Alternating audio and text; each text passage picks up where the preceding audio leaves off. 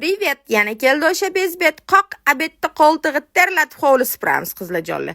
Bu kechaga o'chib qolgan isruv negativchilarim uchun qatdan kelgan bo'lsang ham chiq deb insof bersin deb isruv solib qo'ydim. Rayhon senga uylanaman degan ashulani aytdim oxirida chunki chunvolasizlar nimagaligini. Xullas supurib bo'lgandan keyin o'zimcha endi katta ish qilib qo'ygandek vash aplodismenti qizlarjonlar, rahmat tashakkur ko'rganingiz uchun. Bu meni pomoshnikim o'g'lim faqat musr qilgani keladi, tozalagan emas. Rayhon senga uylanaman deb aldagan ekan Rayhon har bahor ko'karib chiqyapti, hech qanaqa uylanmabdi. Qizlar o'ylab o'tiribman, kelinlarga xullas haftani bir kunida dam olishni e'lon qildim deb xolashkalarim hozir yoradi kommentariyani.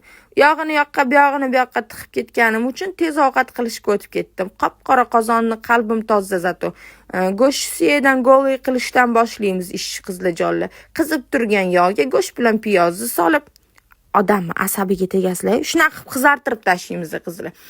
Ketidan pomidor golbarskiy и ingredient остальные. Вот это zелень solamiz. Keyin meni figuramga o'xshab xamir yoyasizlar, обязательно mayli bo'laveradi qizlar.